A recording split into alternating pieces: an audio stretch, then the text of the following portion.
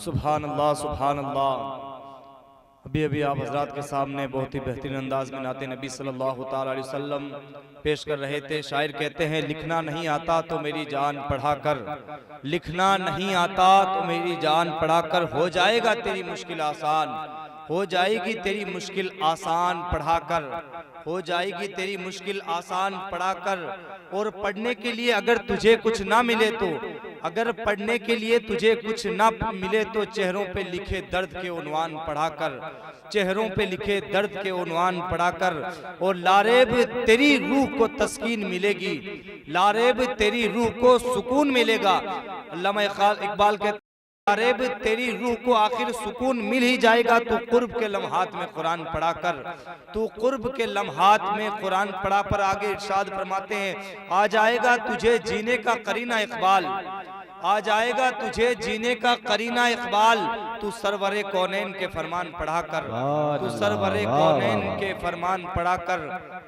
हजरत मोहतरम, बड़ी ही खुशी के साथ और ये बताते हुए भी खुशी हो रही है कि पहली बार रूण शरीफ में ही नहीं बल्कि आसपास गांव में भी शायद पहली बार हजरत अल्लामा मौलाना मुफ्ती शमसुद्दीन साहब क़िबला तशरीफ ला रहे हैं। तो मैं फिर से गुजारिश करूंगा, जो हजरात मेरी आवाज़ को सुन रहे हैं उनसे अदब के साथ गुजारिश करूंगा कि वो ज़रूर भी ज़रूर महफिल मिलाद में तशरीफ़ लाएं और महफिल मिलाद की रौनक को बढ़ाएं।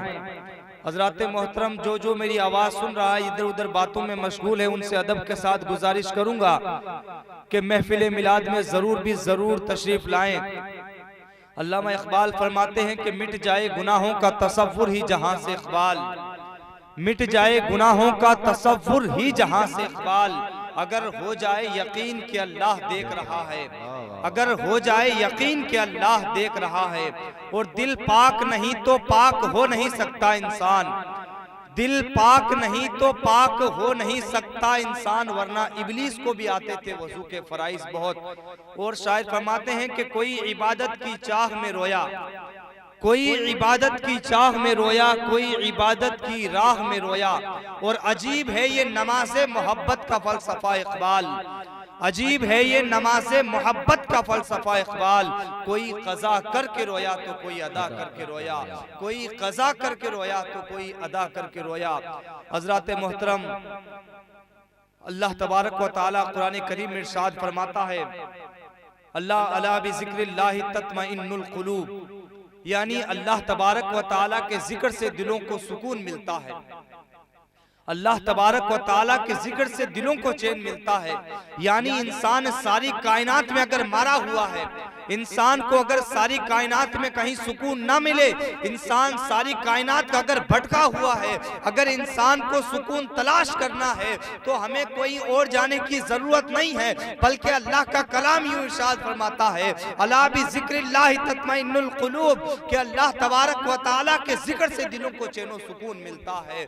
तो पता ये चला कि अल्लाह तबारक व तआला का जिक्र हम किस तरीके से करें, अल्लाह तबारक व तआला का जिक्र जो हम किस तरीके से करें, अल्लाह तबारक व तआला का जिक्र हम जब सब यहाँ पर हाजिर हैं महफिल मिलाद में इस नीयत के साथ कि हम सब अल्लाह तबारक व तआला का जिक्र सुनने के लिए आए हैं, हम नाते नबी सल्लल्लाहु अलैहि वसल्लम सुनने के लिए आए हैं, हम महफिल मिलाद में जो बयान होगा वो सुनकर उस पर अमल करने की कोशिश करेंगे, तो हज़रात मोहतरम ज़रूर भी ज़रूर अल्लाह तबारक व तआला हमें इसका अजर अता फरमाएगा, अल्लाह तबारक व तआला हमें इसका नेमुल बदल अता फरमाएगा। तो अभी तक इधर उधर जो खड़े हैं उनसे फिर से मैं अदब के साथ गुजारिश करूंगा कि वो जल्द से जल्द महफिल मिलाद में तशरीफ लाएं। अब आइए आप हजरात के सामने नाते नबी सल्लल्लाहु ताला अलैहि वसल्लम पेश करने के लिए हजरत मौलाना मोहम्मद बिलाल साहब, आप हजरात के सामने नाते नबी सल्लल्लाहु ताला अलैहि वसल्लम पेश फरमाएं।